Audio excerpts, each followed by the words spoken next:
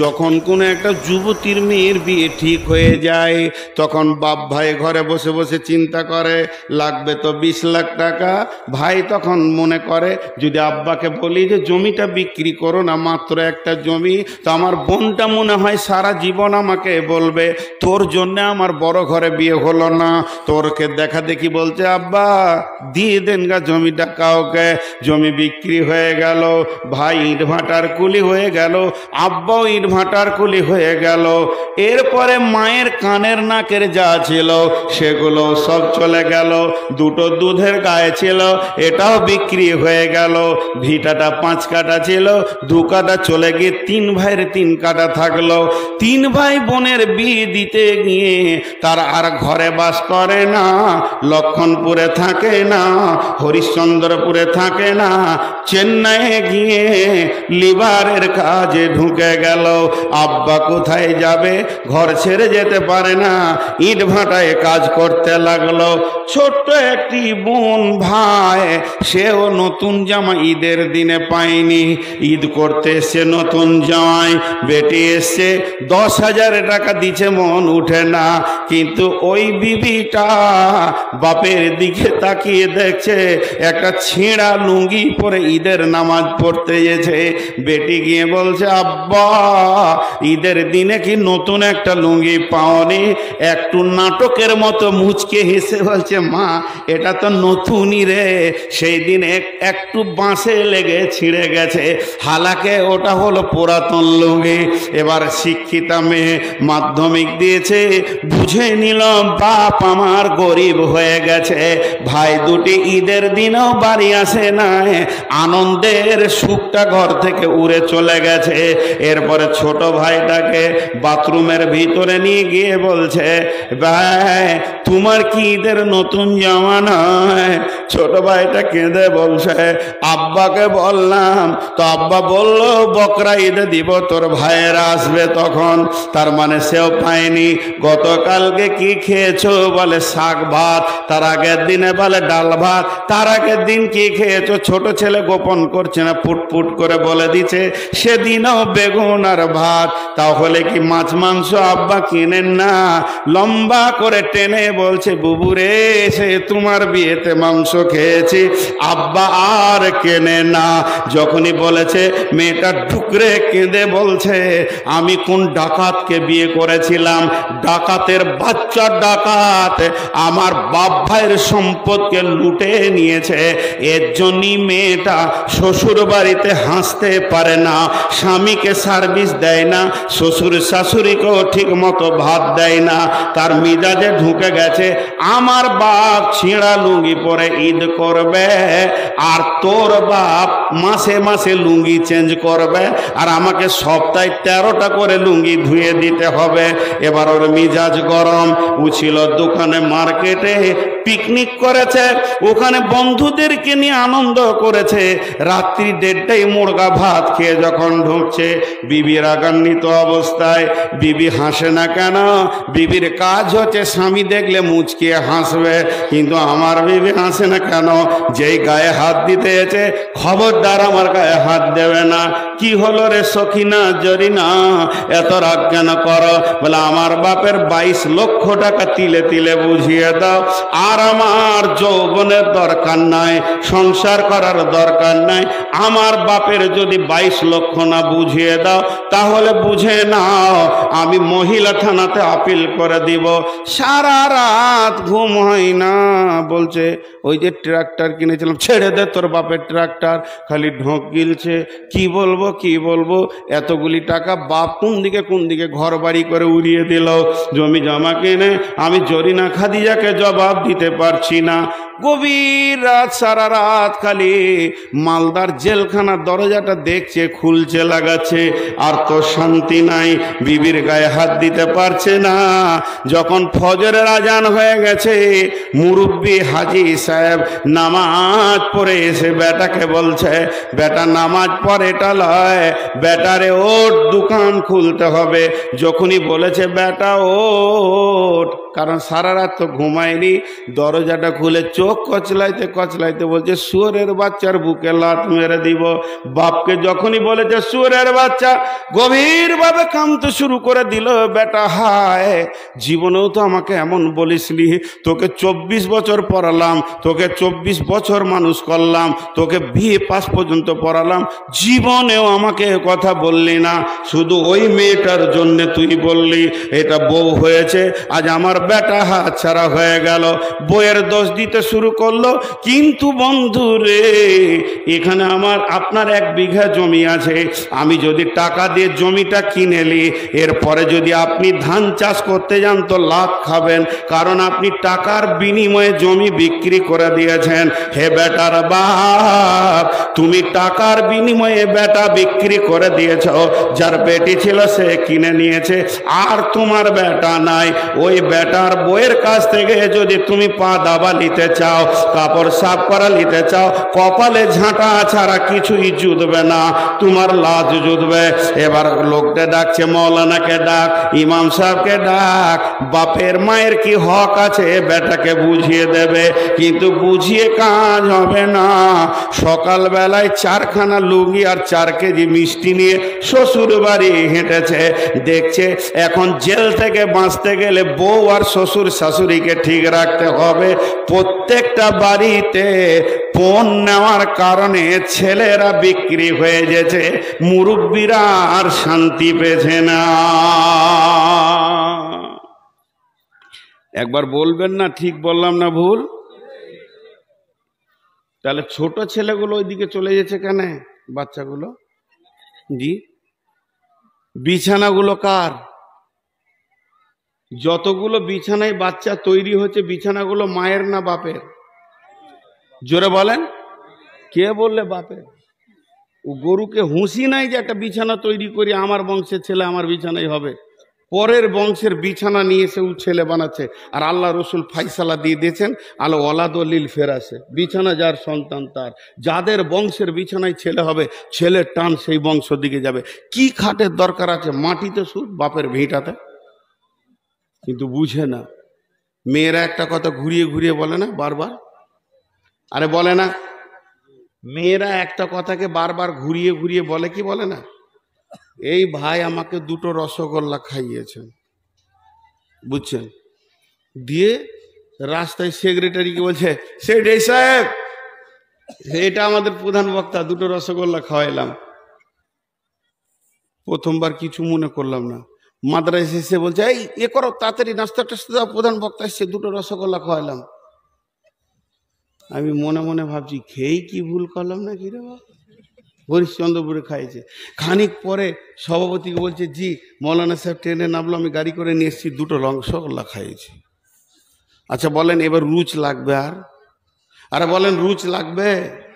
বমি করতে মন যাবে, মনে হবে থালা লিয়াই বমি করে দিছি, তো রসগোল্লার পেটে রাখবো না। তো মেয়েরা একটা কথা ঘন ঘন বলে, খাটে আপনি বসতে যান তো আমার বোনকে ডেকে আমার স্ত্রী বলবে যে, এই বুবু শোনো, এই খাটটা আব্বা দিয়েছে।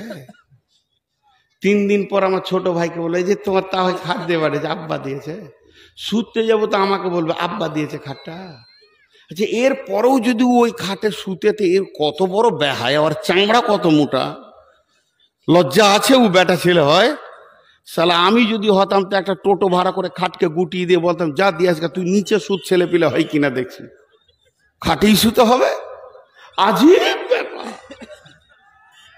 এরা শেষ হয়ে গেছে, এরা শেষ হয়ে গেছে। শোনেন, মেলাতে যদি হইচই হয়, একজনে ইফেক্ট নেবেন না, বলেন ইনশাআল্লাহ।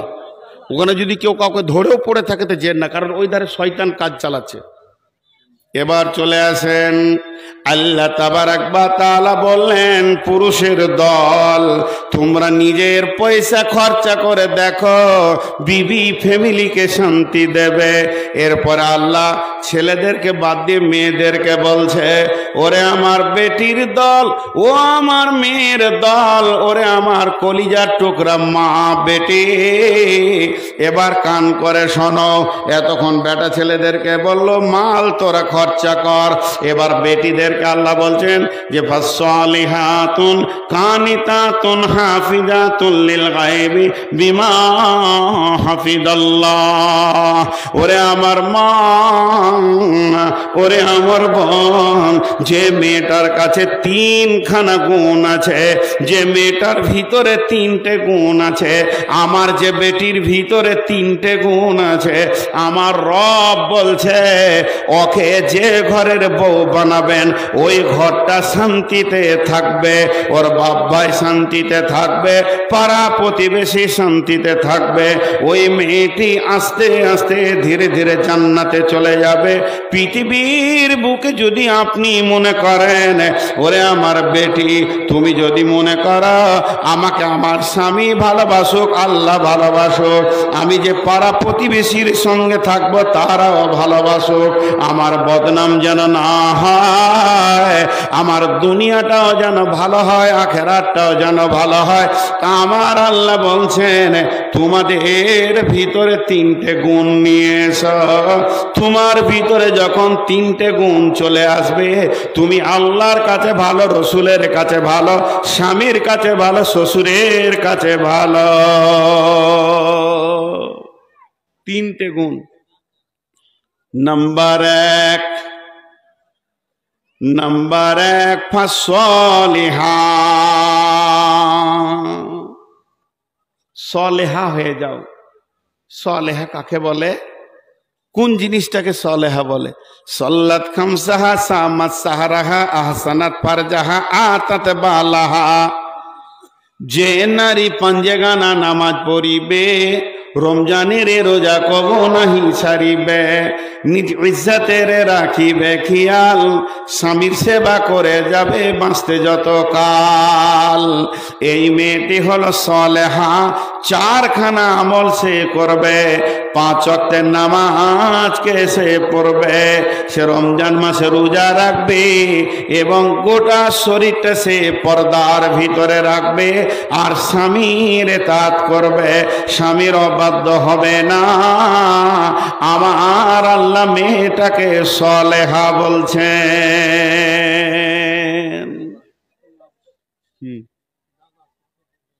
খতম করে দেবো? আমি কালেকশন শুরু করলে ময়দানটা 3 মিনিটে খালি হবে। এবার আপনি বলেন, কারণ আমার পরে বক্তা নাই, যারা বসে থাকবে। ফাইসাল আপনি নিলেন, এক্ষুনি কালেকশন শুরু করব।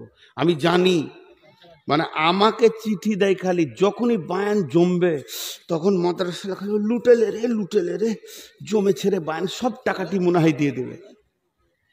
রাগ করিয়েন না, মাদ্রাসাওয়ালা যে খেটেছে এত গাধার মতো, এই সব এত খরচা, তা টাকা লাগবে না? এমনি মাদ্রাসা চলবে?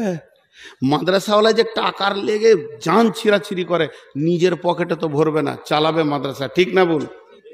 তো ওদের মনটা উতল পাতাল হয়। এখন মৌলভী সাহেব বলছে এই সময় যদি পকেটটা কেটে দিত, ধ্যান নাই তো হবে ইনশাল্লাহ। সবাই দিবেন তো? টাকা দিবেন তো? আরে টাকা দিবেন তো? না ওইটা লয়, আগে বলেন টাকা দিবেন কিনা। জালসাটা হচ্ছে টাকার লেগে, ওয়াজের লেগে লয়। সকলে বলেন ইনশাআল্লাহ। ইনশাআল্লাহ যে জোরে বলছেন ওয়াজ এখনই ছেড়ে দেওয়া দরকার। তো বেশ, আমি আয়াতটা পরিপূর্ণ করি। সকলেই টাকা দিব ইনশাআল্লাহ, বলেন ইনশাআল্লাহ। এরে বাপ, ওই ওই ওই বসবি না, আবার যা, তোরা বসবি না, ওটি এখানে ঢাল, আবার যা। ওই পেছন দিক থেকে বেশি করবি, হ্যাঁ? আর যাকে দেখবি যে উঠে পালাইছে ওকে হুড়মুড়িয়ে ধরে নিবি। যেটা বলছি শোন, বলে টাকা দেন তারপরে যান, পকেটে হাত ভরে দিবি। যেটা বলি তোর অর্ধেক আমার অর্ধেক, পকেটে হাত ভরে দিবি। এই তো মুড়ি বিজেছে, ধরলে ওকে দুজনে, তো ধরলে ধর ওকে টিপে দেখ, হাতে জুতা আছে ফের মেরে দেবে। আচ্ছা সকলে একবার বলেন সুবহান আল্লাহ, জোরে বলেন সুবহান আল্লাহ, আলহামদুলিল্লাহ, ওয়ালা ইলাহা ইল্লাল্লাহ। এনারা যেটা বলছেন ওটাও ঠিক, আমারটাও ঠিক। আমি তফসিরটা করি, আয়াতটা শেষ করি। তো আমার বেটিদেরকে এখন ওসিয়ত করছি, পুরুষদেরকে বললাম টাকা নিয়েন না, বিয়ে করেন। এবার ওদেরকে বলছি কেমন থাকতে হবে, সলেহা হতে হবে। সলেহার যদি পূর্ণ ব্যাখ্যা করি 4 ঘন্টা লাগতে হবে। নামাজি হতে হবে, রোজাদার হতে হবে, পর্দায় থাকবে, স্বামীকে ইতাআত করবে, ও সলেহা। 2 নম্বরে ওরে আমার মা, ওরে আমার বোন, কানেতা হতে হবে। কানেতা কাকে বলে? কানেতা মানে স্বামী সাদা বাটা মোটা ছোট যেমন মাল এনে দেবে এক চান্সে হেসে গ্রহণ করে নিতে হবে। স্বামী তোমার জন্য যে কালারের কাপড় এনে দিয়েছে এক চান্সে গ্রহণ করে নাও। হাজি ভাই বলেন, আমাকে উত্তর দেন, আপনাদের যতজনের বিয়ে হয়েছে তারা মুখ খুলেন। হাজি, বিবিকে কোনো মাল এনে এক চান্সে রাজি করতে পেরেছেন? হ্যাঁ না বলে না? সবাই বলেন পেরেছেন? না, পৃথিবীর কোনো মেয়ে পারবে না। কে বললে? তাহলে ওটা মেয়েই লয়। রসুলকে ঘোল খাইয়েছে, এতদিন বন্ধ ছিল, আর বলছে এক চান্সে রাজি করে দিয়েছে। তাহলে আসেন আপনাকে পরীক্ষা করে নি, এখনই আমার কাছে ল্যাবরেটরি আছে পরীক্ষা করার। তো হতে পারে না, কারণ ওটা মেয়েদের অভ্যাস। আল্লাহর নবী বলেছেন কঠিন কিয়ামতের দিনে যেমন পৃথিবীতে বিশ্ব সুন্দরীর প্রাইজ দেওয়া হচ্ছে, বিশ্ব সুন্দরী যে মেয়েগুলি হয় তারা প্রাইজ পায়, তেমনি আল্লাহ কিয়ামতের দিনে বিশ্ব সুন্দরীর প্রাইজ দেবেন। আর আল্লাহর প্রাইজ মানি হলো জান্নাত। অতএব মা আমার, বোন আমার, কান করে শোনেন, সেদিন বিশ্ব সুন্দরী কে হবে? যে মেয়েটা দেখতে অতি চিকন, যার নাকটা ভালো, চোখটা ভালো, চামড়াটা সাদা, ওই মেয়েটি আল্লাহর কাছে বিশ্ব সুন্দরী প্রাইজ পাবে। আর যে মেয়েটা হলো কালো, দেখতে ভালো নয়, ওই মেয়েটি প্রাইজ পাবে না। এটা হতেই পারে না, না না না, এটা হবে না। তাহলে বিশ্ব সুন্দরী প্রাইজ কোন মেয়েটা পাবে? বলে ওই মেয়েটা যাকে স্বামী, যার দিকে তাকালে স্বামীর কলিজা ঠান্ডা হয়ে যায়, আর বাইরে থেকে সফর থেকে আসলে স্বামীকে প্রথম চান্সে খুশি করে দেয় এবং কলিজা ঠান্ডা করে দেয়, ওই মেয়েটি বিশ্ব সুন্দরীর প্রাইজ পাবে। মেয়েরা এটা পারে না। আমি আমার বিবিকে বলছি, রাত জেগে জেগে জালসা করি, তো যখন ঘর ঢুকবো তো কিছু বলিও না, 1-2 ঘন্টা থাকবো, ঠান্ডা হব, তোমার যা অভাব অভিযোগ আছে বলিও। তো বলবে আমি খেপি নাকি, তুমি কোথা থেকে কষ্ট করে আসবার বলে দিব। কিন্তু ওটা বললে যখন, তো মনে হচ্ছে যে না আর বলবে না। রাত 1:30টায় ঘর ঢুকেছি, হুট করে বলছে তোমার হুঁশ আছে, ঘরে টাকা পয়সা নাকি কষ্ট করে চলছি, মেরে দিল। এটা হতেই পারে না। মেয়েরা এক চান্সে যত দামি মাল নিয়ে যাবেন, খালি এমনি করে দেখবে, কাপড়টাকে দেখতে দেখতে দেখতে দেখতে দেখো তো কেমন মাল আনছে, রংটাও ভালো লাগে, খায়রুলের বাপকে দেখো তো কত ভালো মাল আনছে। আরে সালা, জান জ্বলে গেল। হ্যাঁ, তোকে এত দামি মাল দিও তোর দিল বেশি না? আল্লাহ রসুল, আল্লাহ বলছে তুই কানেতা হয়ে যা, স্বামী যেমন দিবে, তোকে যেমন করে সাজাবে, ওর চোখে যেমন ভালো লাগবে, তুই ফার্স্ট চান্সে হেসে কথা বল। কিন্তু মেয়েরা পারে না। জি ভাই, এ দুঃখ রাখবো কোথা? এ দুঃখ রাখার জায়গা নাই। মেয়েরা পৃথিবীর সব একই। এক বুড়ি থালা মাছতে গিয়ে নদীতে পড়ে চলে যেছে লাশ হয়ে ভেসে, তো বুড়া তখন বলছে, ওর পুতা বলছে, এই দাদু পেপার পড়ে লাভ নাই, বাইরের খবর বাদ দাও, তোমার বুড়ি বিছানা খালি হয়ে গেল। তখন বলছে মোড়ে পড়ে গেছে নাকি তোর দাদি? বলে হ্যাঁ। বলে চলো লাশটা নিয়ে আসি, জানাজা পড়বো। একসাথে তো 80 বছর থাকলাম, তো জানাজা তো পড়তে হবে। তো উজানে লাশ খুঁজতে যেতে, লাশ উজানে থাকবে না ভাটিতে থাকবে? ভাটিতে। তো উজানে খুঁজতে যেতে, তো ওর পোতা বলছে দাদু বুড়ির প্রেমে কি মাথা গোলমাল হয়ে গেল, উজানে লাশ যায়। বলছে এই বুড়িটা তোর না আমার? তখনই তো কাবু বলছে হ্যাঁ ওটা আপনার। বলো ওকে আমি বিয়ে করেছি 80 বছর, জীবনে সিধা পাইনি, ওর মোড়ে উজান যাবে, ওর লাশ উজানেই পাবো। জি, 80 বছরে সিধা পাইনি। আজীব ব্যাপার, ভ্যানের মতো রিংটাল। আল্লাহ তাবারাক ওয়া তাআলা বলছেন তুমি কানেতা হয়ে যাও, তবে মা আমার, বোন আমার, বেটি আমার, সকলে নিয়ত করেন আমাকে একটা করে দেশি মুরগির ডিম দেবেন। আপনাদের হয়ে ওকালতি করে দিছি। আল্লাহর নবী কে বলছেন, যদি কোনো স্বামী বখিল হয়, ও এমন হারকিপটে মাল, দামি কাপড় কোনো দিন দেয় না, একটা ঈদ বকরিদে পরবে সেটাও দামি দিচ্ছে না, শীতের সময় বলছে বোরোলিন বড় প্লাস দাও, বলছে খেপি রে সরষের তেল মাখ ভালো থাকবি। এরাও এত হারকিপটে, মার্কেটে টন টন মাল চলে গেল, মৌসম্বি গেল, আপেল গেল, লেবু গেল, 1 কেজি কিনার মাল লয়, ইলিশ তো দূরের কথা, পুঁটিও কিনে না, হারকিপটে মাল। কোনোদিন মাংস কিনতে যাই না, আর পরের পেলে খেতে ছাড়ে না। এরকম হারকিপটে আপনার এলাকায় আছে আর আছে কি না?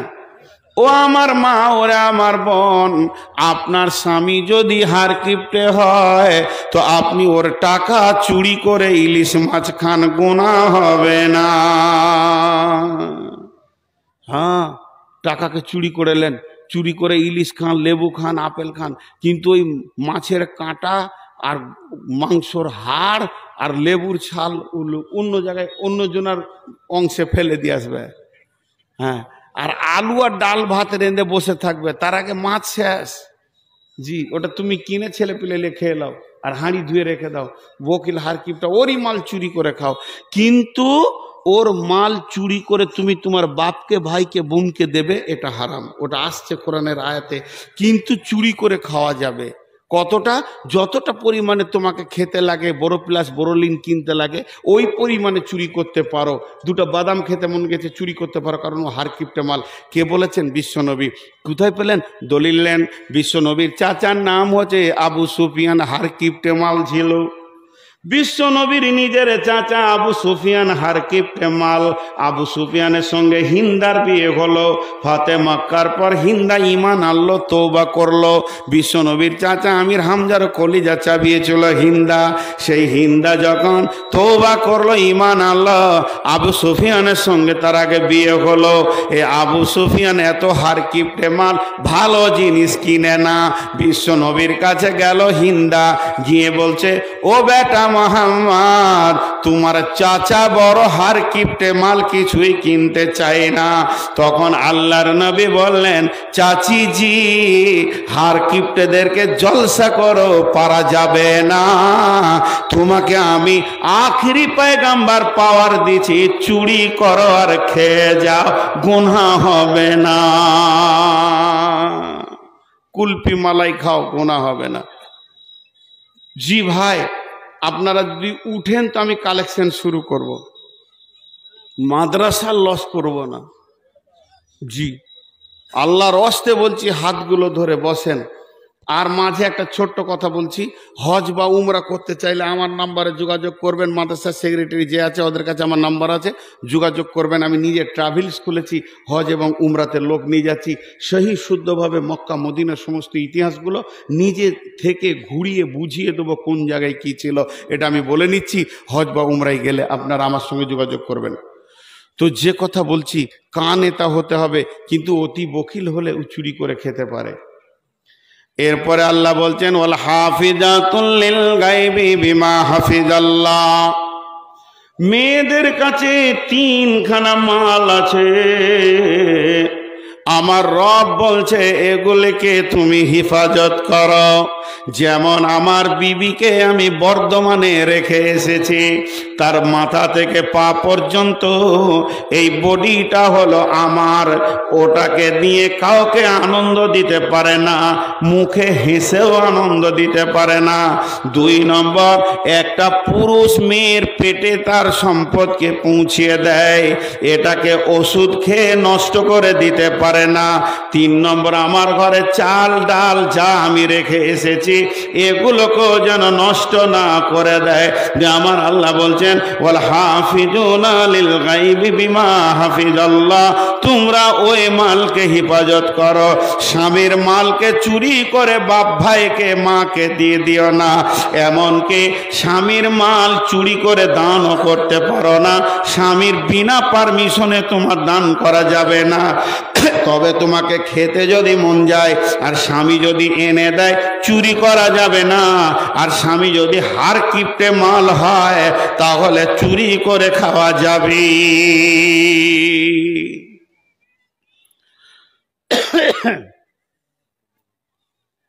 ভাইয়া, আমি আপনাদেরকে 5টা মিনিট বসতে বলছি, আল্লাহর হস্তে বসেন, 1-2 করে উঠলে তো অর্ধেক খালি হয়ে গেল। আয়াতটা আর মাত্র 1 লাইন আছে, আর একটা বিষয় আছে, বেশি নাই, বেশি নাই, আর একসঙ্গেই ছেড়ে দিব। আল্লাহ বলছেন, আল্লাতী তাকাফুনা নুসুজাহুন্না ফাইযুহুন্না ওয়াহজুরুহুন্না ফিল মাজাজি'i ওয়াজরিবুহুন্না ফাইন আতানাকুম ফালা তাবগু আলাইহিন্না সাবিলা ইন্নাল্লাহা কানা আলিয়ান কাবীরা। সুবহানাল্লাহ। আল্লাহ কত সুন্দর কথা বলছেন শুনেন। এই জায়গাতে আল্লাহ কত দামি কথা বলছেন। অনেকে বিবিকে অযথা মারে। জি না, তুমি তোমার বিবিকে আস্তে আস্তে বুঝাও, দিনের কথা বলো, তাফসীর করো, আলেম ওলামার কথা বলো, আখিরাতের কথা বলো, জাহান্নামের কথা বলো। যদি দেখো তোমার বিবি অসঙ্গত চলাফেরা, তো বলছেন আল্লাহ তাবারাক ওয়া তাআলা বলছেন ফাইযুহুন্না ওয়াহজুরুহুন্না নুসুজাহুন্না ফাইযুহুন্না ওয়াহজুরুহুন্না ফিল মাজাজি'i, তাদেরকে বুঝাও। তাতেও যদি ঠিক না হয় তাহলে একই রুমের ভিতরে বিছানা আলাদা করে দাও, যে খবরদার তোমার আর আমার বিছানা আলাদা, এক বিছানায় আসবে না। মেয়েটি যদি জ্ঞানী হয় চোখের পানিতে কেঁদে তোমার কাছে মাপ চাইবে যে আমার স্বামী আমাকে বিছানা থেকে সরিয়ে দিয়েছে। তাতেও যদি ঠিক না হয় ওয়াজরিবুহুন্না, মেয়েদেরকে মারা যায়, আল্লাহ কালাম পাকে বলছে মারো, কিন্তু মারের পরিমাণটা কেমন হবে? তাকে ল্যাংড়া লোহা করে দেবে, তার গালে এমন মারবে যেন দাগ হয়ে গেছে, তাকে পঙ্গু করে দেবে। আর কালকে তুমি ডাম্পারে অ্যাক্সিডেন্ট হয়ে মারা যাবে, পরশুদিন মেয়েটা আর বিয়ে হবে না। এটা তুমি করতে পারো না। তুমি যে ওর চির স্বামীর কোনো গ্যারেন্টি নাই, হতে পারে আল্লাহ তোমাকে কোনো ওসিলাতে নিয়ে নেবে, ওই মেয়েটি আবার ইদ্যত পালন করে ওর বাপ ভাই বিয়ে দেবে, কিন্তু তুমি এমন মার মেরেছ আর দ্বিতীয় স্বামী তাকে গ্রহণ করছে না, এইভাবে তার বডিকে পঙ্গু করে দিতে পারো না। আল্লাহ বলছে মারার জন্য কোনো ওসিলা খুঁজো না, তার কারণ ওটা তোমার শ্বশুরের বেটি, তোমার সম্বন্ধীর বোন, তোমার আপনার কিনা শাশুড়ির বেটি। তার আগে ভেবে দেখো আমার সে বান্দি, তার গায়ে যখন তুমি মারো আমি আল্লাহর দিলে লাগবে, তবে যদি অন্যায়ভাবে মারো আমি ওর রব কিন্তু হিসাব করতে ছাড়বো না। এর জন্য আমার আল্লাহ বলছেন গোলাম রে, তাদেরকে জবান দিয়ে দিয়ে ওসিয়ত করো। পুরুষের তিনটে অভ্যাস আছে খুব নোংরা। পুরুষের 3টে অভ্যাস আছে খুব নোংরা। পুরুষের 3টে অভ্যাস আছে খুব নোংরা। আপনারা বলেন বলবো? আরে বলেন বলবো? পাগলারে, বলে দিলে আমাদেরই মান সম্মান থাকবে। বুঝে বলেন, হ্যাঁ ওগুলা ঢেকে রাখতে হয়। জি, একটা বলি, তার মধ্যে একটা বলবো, এই তফসিরই আছে। সেটা কি? পুরুষের ধারণা সবারই বউগুলো ভালো, আমার বউটা খারাপ। এটা বাজে ধারণা। একই কোম্পানির সব একই, কিন্তু এটা ধারণা। একটা মজার গল্প শোনায়। আমাদের ওইদিকে একজন বড় আলেম ছিলেন, নাম করব না, তাকে অনেকে সম্মান করতেন। তো মাদ্রাসা জেনারেল কমিটির মিটিং চলছে, 50-100 লোক বসে আছে, আর উনি মাঝে বসে আছেন। বিখ্যাত আলেম, বড় বড় সাইকুল হাদিসদের ওস্তাদ। তো এক পাগলা মাথা মোটা গিয়ে বলছে, জি জি মৌলভী সাহেব। কি হলো রে? তাবিজ দেন তো। তাবিজ কি করবি রে? আমার বউ কথা শুনে না। উনি বলছে পরশু আসবি, যা ভাগ ভাগ, পরশু আসবি। দেখছে মাথা মোটা, ওর মনে থাকবে না থাকবে, পরশু বলে দিয়ে ওকে তেড়ে দিয়েছে, চলে গেল। ও আর মনে থাকবে না? ও আর আবার মনে না থাকে? ও পরশু দিনই চলে এসছে। জি তাবিজটা দেন তো। বলছে তাবিজ লিবি? ওকে ঘরের ভিতরে ভরেছে, তো হুড়কা লাগিয়েছে, মোটা লাঠি ধরে বলছে বস এবার তাবিজ দি, মেরেই ফেলে দিব তোকে। বলছে এটা কোনো তাবিজ হলো? ঘুরিয়ে আমাকে মারছে, আমি বউ, আমার বউ আমাকে দেখতে পারে না, আবার ঘুরিয়ে মারছে। তখন বলছে এইটাই তোর তাবিজ। তোকে নিচে বসিয়েছে, বস এখানে। মৌলানা উপরে বসেছে, তো বলছে আস্তি করে বলছে ধীরে ধীরে, যাতে ওর মাথায় ঢুকে, আরে পাগলা, মেয়েরা ওই রকমই, আমার বউটাও আমার কথা শুনে না। আমি চালাক বলি, কাউকে বলি না, তুই খ্যাপ বলি বলছিস, লিয়ে থাক গা, অতি ছেলে পিলে হবে দেখ গা। ওর মাথায় যে ঢুকে গেল যে এত বড় মৌলবীর বউ কথা শুনে না রে, তামারটা না শুনুক গা, বেশ শান্তি চলছে এবার। জি, একজনা ঘরে বিবির সঙ্গে ঝগড়া করে, তুমি তোকে দেখে লিব, তোকে দেখো, কি দেখবে তুমি, তোকে দেখে লিব, কি ভেবেছিস হযরত উমর এখনো বেঁচে আছে, তোকে আমি দেখতে পারবো না? বলে উড়ে গে বেরিয়ে গেল হযরত উমরের কাছে। উমরের দরজায় এরকম ডাক দিয়েছে, উমর বলছে কে? আর তখন উমরের বিবি আবার উমর কি বকছে, বুঝছেন? 18 লক্ষ বর্গমাইলের বাদশাহ হযরত উমর, যার সামনে কেউ দাঁড়াতে পারতো না, তো আর বিবি খুব বকছে, খুব বকছে উমরের বিবি। আর উমর চুপ করে শুনছে। তখনই পালিয়ে গেছে। মানে ওষুধ কোথা নিব, সে তো নিজেই রোগী, তো ওষুধ দিবে কি করে, আমার বিচার করবে কি করে? বহুকে বলে এসছে, দেখছি তোকে উমরকে নিয়ে আসছি, তোর বিচার করছি, কিন্তু ওই তো উমর তো নিজেই রোগী। তখন ও পালিয়ে যাচ্ছে। উমর দরজা খুলে দেখছে অনেক দূরে, এসো এসো। বলছে হয়ে গেছে কাজ। বলছে আয় রে ভাই, বলছে আমার কাজ হয়ে গেছে, আমার ভেজাল বরাত মিটে গেছে। বলছে তুই আমার কাছে আয়। কাছে গেল, কি জন্য এসেছিলি? আমার বউ কথা শোনে না। বলে আচ্ছা হুজুর আপনি বলেন তো, আপনার বউ এত বকছে তো চুপ করে শুনছেন কেন?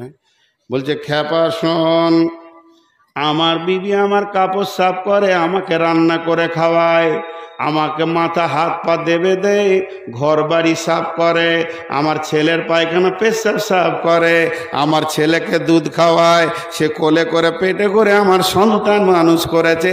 এতগুলি যখন সে আমার করেছে, তো দুটো কথা বললি তো কি আমি চুপ করে শুনছি?